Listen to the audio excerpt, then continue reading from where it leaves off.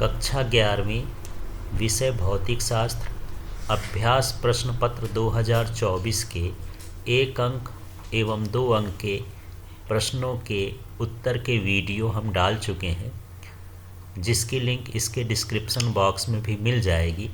आज हम 3 अंक और 4 अंक के प्रश्नों की बात करेंगे और उसमें भी सी अथवा में से केवल एक प्रश्न की बात करते हैं, क्योंकि वीडियो लंबा हो जाएगा। इसलिए इसका 13वां क्वेश्चन देखते हैं जो 3 अंक का है। चलिए इसके आंसर को देखते हैं।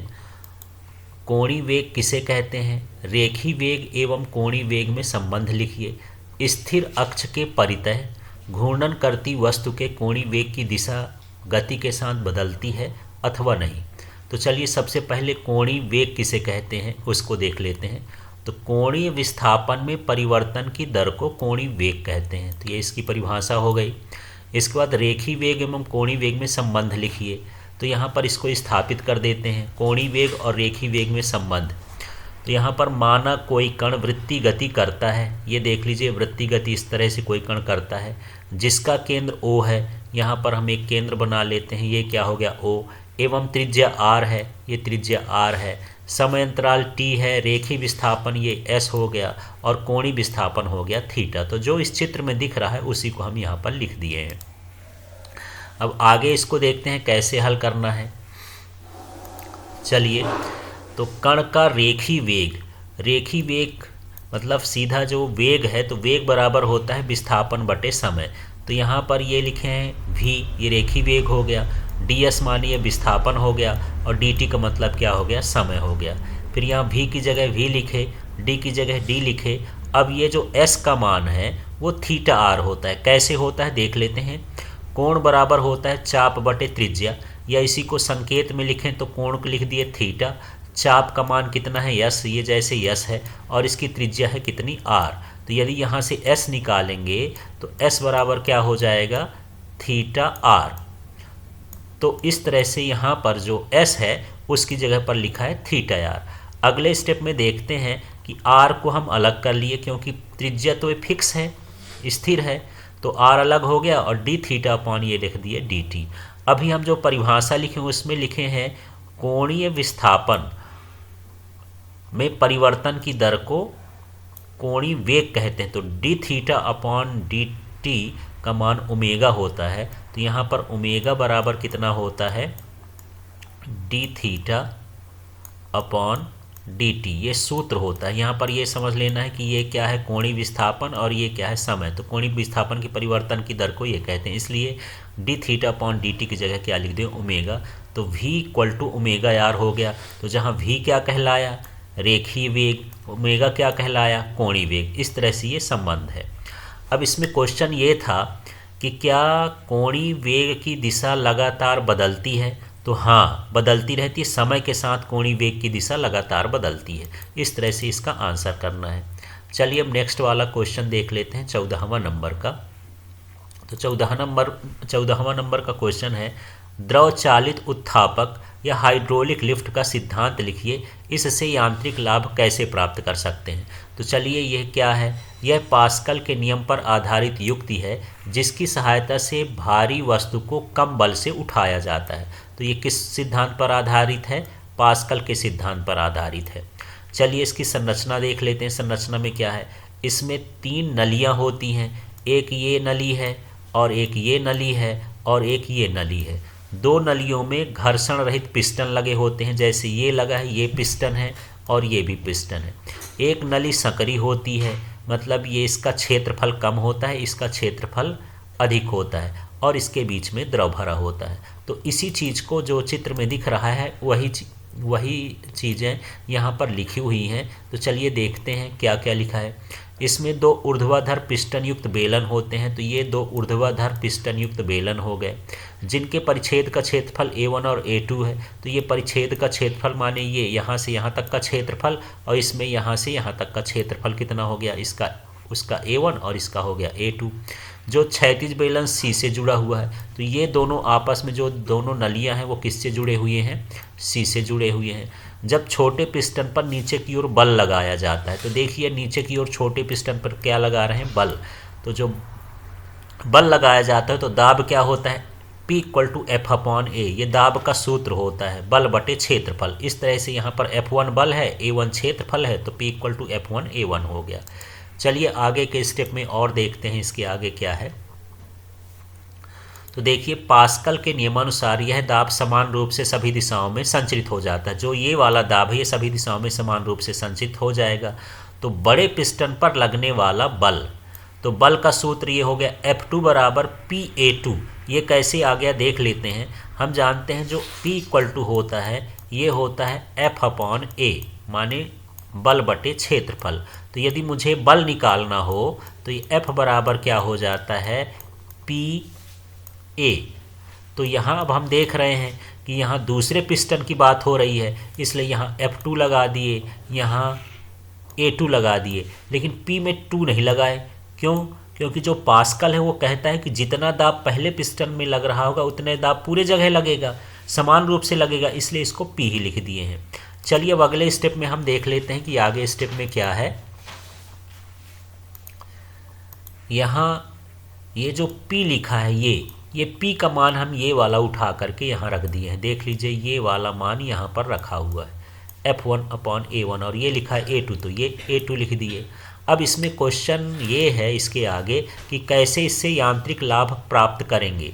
तो यदि A1 का मान A2 से अधिक है, ये देख लीजिए यदि A1 का मान A2 से कम है, A1 कम हो और A2 अधिक हो, तो यदि A1 का मान कम होगा तो F2 का मान क्या हो जाएगा, ज़्यादा हो जाएगा। बस हमको यही समझाना है कि यदि हम पहले पिस्टन के परिच्छेद का क्षेत्रफल कम रखेंगे तो दूसरे पिस्टन पर लगने वाले बल का मान कैसा होगा, अधिक होगा।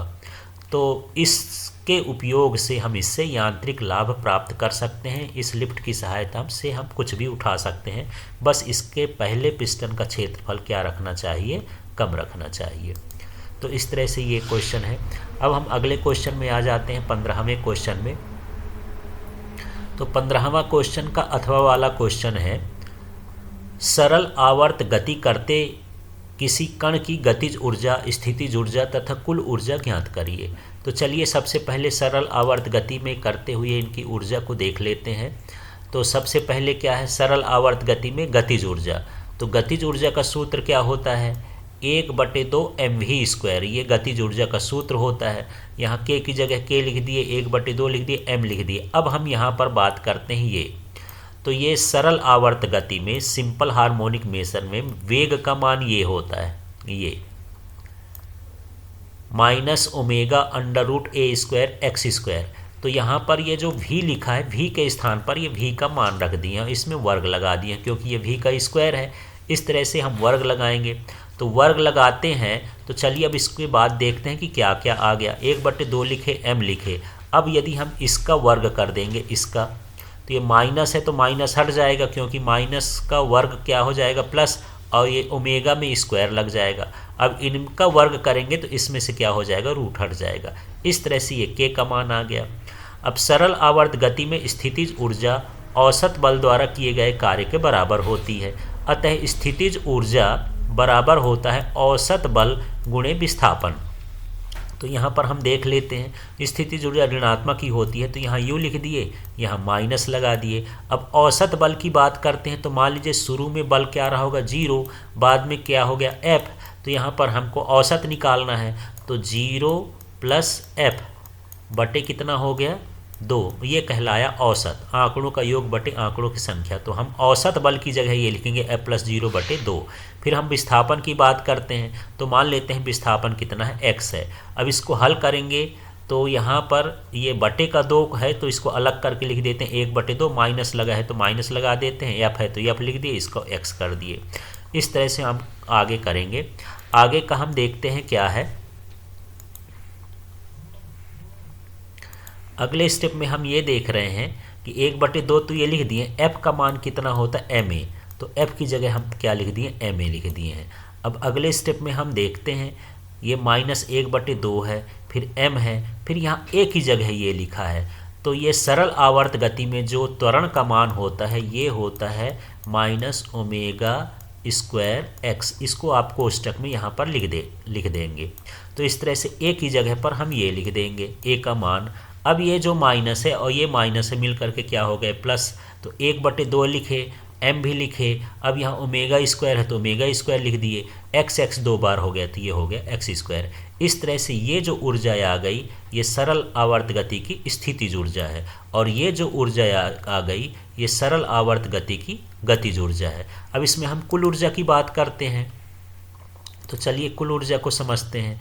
यहाँ कुल ऊर्जा का मतलब होता है कि गतिज ऊर्जा और स्थितिज ऊर्जा का योग। तो चलिए इसमें हम क्या करेंगे, ये जो k है तो k का जो ये वाला मान है, ये वाला मान k का, तो यही k का मान जो है ये पूरा मान k का मान उठा करके हमको यहाँ पर रख देना है। ये देख लिए k का मान मैं यहाँ पर पूरा का पूरा रख दिया हूँ।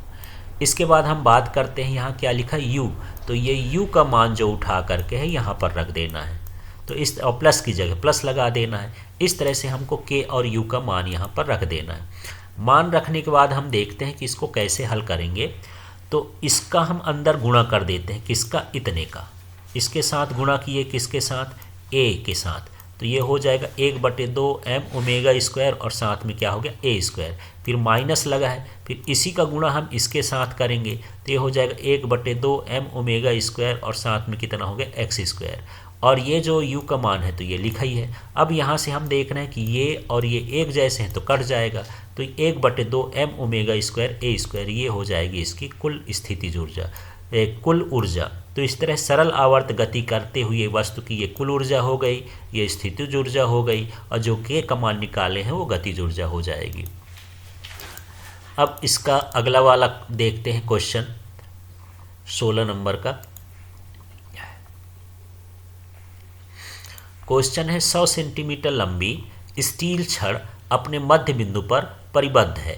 इसके अनुदैर्ध्य कंपनों की मूल आवृत्ति 2.53 किलो हर्ज है। स्टील में ध्वनि की चाल ज्ञात करिए। तो चलिए हम इसको ज्ञात है वो देख लेते हैं। तो हमको इसकी ज्ञात है लंबाई, छड़ की लंबाई कितना है 100 सेंटीमीटर, और 100 सेंटीमीटर को मीटर में बदलेंगे तो ये हो जाएगा 1 मीटर। ये हम क्वेश्चन से ले लिए यहाँ से 100 से। अब इसके बाद क्या बात करते हैं, इसकी आवृत्ति, तो आवृत्ति कितनी है 2.53 किलो हर्ज, तो ये 2.53 किलो हर्ज है। अब इसको हम हर्ज लिखे हैं तो किलो का मतलब होता है 1000, यदि हम 1000 का गुणा कर देंगे तो इतना आ जाएगा, तो ये हर्ज में बदल जाएगा। तो किलो को हटाना है इसलिए वहाँ पर 1000 का गुणा करेंगे तो ये आवृत्ति हो गई। अब प्रश्न के हिसाब से ये अपने मध्य बिंदु पर परिबद्ध है, तो मध्य बिंदु माने लंबाई के ये इसके तरंग दैर्ध्य का क्या हो जाएगा आधा, तो इसलिए λ/2 लिख दिए हैं। अब इस 2 का तिर्यक गुणा कर दिए हैं तो ये हो जाएगा 2l, तो λ बराबर कितना हो गया 2l। अब इसमें हम 2 लिखे, l का मान, यहाँ l का मान 1 है तो λ का मान कितना हो गया 2m, मान इसकी तरंग दैर्ध्य 2m है।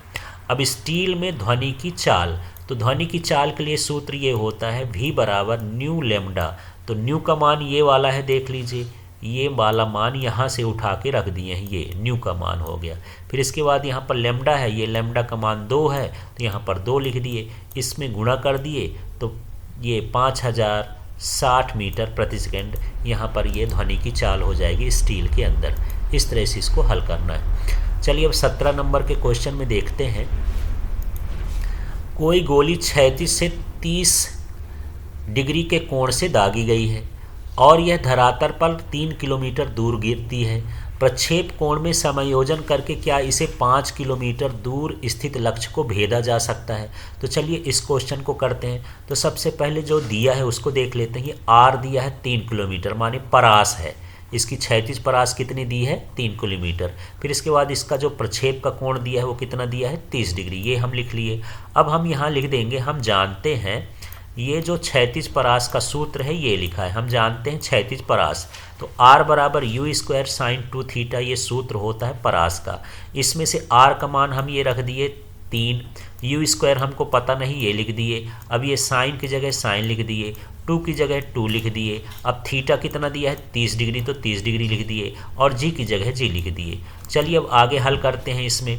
तो 3 की जगह ये 3 है, u स्क्वायर की जगह u स्क्वायर है। अब ये साइन 2 थीटा था तो 2 और 30 का गुणा हो जाएगा तो कितना हो जाएगा 60 डिग्री, ये हो गया जी। इस तरह से हमको मान रख देना है। मान रखने के बाद हम आगे के प्रश्नों को हल करते हैं और उसको देखते हैं। यहाँ पर 3 की जगह 3 लिखा, यू स्क्वायर की जगह यू स्क्वायर लिखा, जी की जगह जी लिखा। अब ये नहीं लिखा है ये वाला, तो साइन 60 का मान कितना होता है, √3/2, तो यहाँ √3/2 लिख देंगे। अब आगे के स्टेप में हम देखते हैं कि हम पक्षांतर कर दिए, 3 तो है ही, अब ये 2 है तो 2 कहाँ चला गया, ऊपर, और √3 है तो ये √3 कहाँ गया, नीचे, और ये हो जाएगा u² इधर बचा। अब ये जो u² है इसको हल कैसे कर देंगे, तो u² को मैं इधर लिख दिया हूँ, इससे कोई फर्क नहीं पड़ता है। अब देखिए 3 और 2 का गुणा करेंगे तो कितना हो जाएगा, 6, तो मैं 6 लिख दिया। अब ये √3 है बटे में, तो बटे में जो √3 है उसका मान होता है 1.732, तो उसकी जगह 1.732 रख दिए। अब ये जो मान हो गया u²/g, ये अधिकतम परास के लिए है। ये मान किसका होता है, अधिकतम परास, माने Rmax = u²/g, ये अधिकतम परास का सूत्र होता है। यदि भाग करेंगे तो 3.4 मीटर है, मतलब इसकी अधिकतम परास कितनी हो सकती है, 3.4। तो यहाँ से स्पष्ट है कि यहाँ पर हम, चलिए इसमें स्पष्ट है, क्वेश्चन इसमें है कि क्या 5 किलोमीटर के लक्ष्य को भेदा जा सकता है, तो 5 किलोमीटर के लक्ष्य को नहीं भेदा जा सकता है, क्योंकि इसकी अधिकतम परास कितनी हो सकती है, 3.4, इससे आगे नहीं हो सकती है। इसलिए 5 किलोमीटर दूर के लक्ष्य को भेद नहीं किया जा सकता इस समायोजन में, इस कोण में और इस वेग में। चलिए अब आगे का क्वेश्चन देख लेते हैं, 18वां नंबर का। तो न्यूटन के गति संबंधी तीनों नियम लिखिए। तो न्यूटन के गति के नियम देख लेते हैं। प्रथम नियम या जड़त्व का नियम क्या है, कोई विराम या एक समान गतिशील वस्तु अपनी अवस्था में परिवर्तन तब तक नहीं करती जब तक कि उसमें बाह्य बल न लगाया जाए। या कह सकते हैं कि कोई वस्तु यदि विराम में है तो विराम में रहेगी, गतिमान है तो गतिमान रहेगी जब तक कि उसमें बाह्य बल न लगाया जाए। इस तरह से ये प्रथम नियम हो गया। आप दूसरे तरीके से भी लिख सकते हो। फिर इसके दूसरे नियम की बात करते हैं। किसी वस्तु के संवेग में परिवर्तन की दर उस पर लगाए गए बल के समानुपाती होती है। इसका चाहे तो सूत्र लिख सकते हैं। यहाँ पर ये F है और F ये कहलाया बल, और ये हुआ dP/dt। dP/dt का मतलब होता है संवेग में परिवर्तन की दर। तो इस तरह से यहाँ किसी वस्तु में संवेग में परिवर्तन की दर उस पर लगाए गए बल के क्या होती है, समानुपाती होती है। ये द्वितीय नियम हो गया। तृतीय नियम की बात करते हैं। प्रत्येक क्रिया की बराबर और विपरीत प्रतिक्रिया होती है। इस तरह से हमको इसमें केवल नियम लिखना है। चलिए अब 19वें नंबर के क्वेश्चन में पहुँचते हैं। तो 19वां नंबर का क्वेश्चन है, कोई साइकिल सवार ब्रेक लगाने पर फिसलता हुआ 10 मीटर दूर जाकर के रुकता है। इस प्रक्रिया की अवधि में सड़क द्वारा साइकिल पर लगाया गया बल 200 न्यूटन है। उसकी गति के विपरीत है। सड़क द्वारा साइकिल पर कितना कार्य किया गया है, साइकिल द्वारा सड़क पर कितना कार्य किया गया है। तो चलिए सबसे पहले देखते हैं सड़क द्वारा साइकिल पर लगाया गया बल। तो यहाँ पर सड़क नहीं होगा, यहाँ क्या हो जाएगा, साइकिल पर लगाया गया बल। तो यहाँ पर साइकिल लिख देते हैं। तो देख लेते हैं कितना बल लगाया है, ये हमको क्वेश्चन से उठा देना है। तो ये लिखा है सड़क द्वारा साइकिल पर लगाया गया बल 200 न्यूटन, तो 200 न्यूटन लिख दिए। फिर साइकिल का विस्थापन, साइकिल जो है 10 मीटर दूर जाके रुकती है, तो ये 10 मीटर दूर हो गया। इसके बाद हम बात करते हैं, यहाँ क्वेश्चन है कि सड़क द्वारा साइकिल पर कितना कार्य किया जाता है। तो सड़क द्वारा साइकिल पर किया गया कार्य, तो कार्य का सूत्र होता है बल गुणे विस्थापन। तो बल कितना लग रहा है, 200। माइनस इसलिए लगाए हैं क्योंकि इसमें ये उसके गति के क्या होता है, विपरीत। तो -200 हो गया, और गुणे कितना हो गया, 10 ये इसका हो गया। तो इसका गुणा करने पर 2000 जूल का कार्य किया जाएगा। अब है साइकिल द्वारा सड़क पर किया गया कार्य। इसमें पूछता है साइकिल द्वारा सड़क पर कितना कार्य किया गया। तो ये शून्य कार्य किया जाएगा, क्योंकि सड़क का विस्थापन तो होगा नहीं, सड़क एक दूसरे के यहाँ वहाँ सरक नहीं सकती है, उसका विस्थापन नहीं होगा, इसलिए यहाँ पर किया गया कार्य क्या हो जाएगा, शून्य हो जाएगा। इस तरह से इसको हमको हल करना है। अब हम आ जाते हैं 20वें नंबर के क्वेश्चन में। 20वां नंबर का क्वेश्चन अथवा वाला हम देख रहे हैं। इसमें है, पृथ्वी की कक्षा में गतिशील किसी उपग्रह की कुल ऊर्जा के लिए व्यंजक ज्ञात कीजिए। तो समझ लेते हैं उपग्रह की बंधन ऊर्जा या उपग्रह की कुल ऊर्जा ही एक ही चीज़ है। तो मान लेते हैं, माना पृथ्वी का द्रव्यमान m है, पृथ्वी की त्रिज्या r है, उपग्रह का द्रव्यमान m है और उसका कक्षीय वेग v है। पृथ्वी के केंद्र से इसकी दूरी, उपग्रह की दूरी r = r + h है, माने त्रिज्या और साथ में ऊंचाई। तो इस तरह से इसको हमको हल करना है। तो यहाँ हम लोग जानते हैं कि जो उपग्रह को बल मिलता है, अभिकेंद्र बल, वो मिलता है गुरुत्वाकर्षण बल से मिलता है। इसलिए यहाँ पर हम लिखे हैं अभिकेंद्र बल बराबर गुरुत्वाकर्षण बल। यहाँ से हम चालू करते हैं, मतलब उपग्रह को चक्कर लगाने के लिए अभिकेंद्र बल कहाँ से मिलता है? गुरुत्वाकर्षण बल से।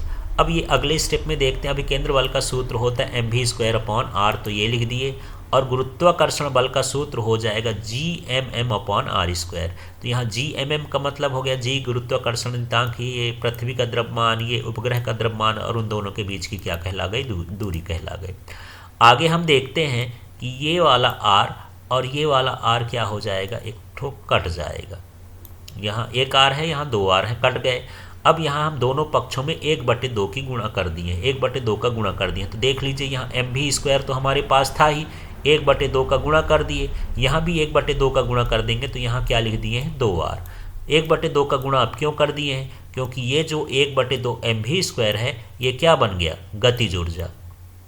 तो इस तरह से k बराबर कितना आ गया? Gmm/2r। तो इस तरह से उपग्रह की गतिज ऊर्जा का ये सूत्र हो गया। इसके बाद हम इसकी स्थितिज ऊर्जा भी निकाल के देख लेते हैं। तो यहाँ स्थितिज ऊर्जा जो होती है, स्थितिज ऊर्जा का सूत्र होता है -Gmm/r। ये स्थितिज ऊर्जा का सूत्र होता है। अब हमको निकालना है बंधन ऊर्जा या उपग्रह की कुल ऊर्जा। तो E बराबर k+u। तो यहाँ पर k लिखा है, तो ये जो k का मान है, यहाँ पर हम k का मान ये रख दिए हैं। इसके बाद यहाँ पर क्या है? +u। तो जो ये u का मान है, ये यहाँ पर हम u का मान रख दिए हैं। अब इसको रखने के बाद यहाँ थोड़ा हल करेंगे, ये तो डायरेक्ट हो गया है। तो चलिए हल कैसे करेंगे, इसमें हम देख लेते हैं कि Gmm/r दोनों तरफ है, इसका हम कॉमन ले लेंगे। जब कॉमन लेंगे तो यहाँ क्या बचेगा? हम ये Gmm निकालिए, r निकालिए, तो क्या बच रहा है? 1/2 माइनस, यहाँ से जब इसको निकालेंगे तो ये क्या बचेगा? -1। और यदि हम इसको आगे हल करेंगे तो ये हो जाएगा Gmm क्या हो गया? r, और गुणे में कितना हो जाएगा? -1/2। इस तरह से यदि -1/2 का इसमें गुणा कर देंगे तो इस तरह से आ जाएगा -Gmm/2r। अब ये आ गया, तो यहाँ आगे हम चाहें तो लिख सकते हैं, जो r है वो r+h था, माने पृथ्वी की त्रिज्या और उसकी ऊंचाई। तो इस तरह से ये इसके कुल ऊर्जा का मान है, उपग्रह की कुल ऊर्जा का मान। तो इस तरह से ये क्वेश्चन आपके समाप्त होते हैं। Thank you.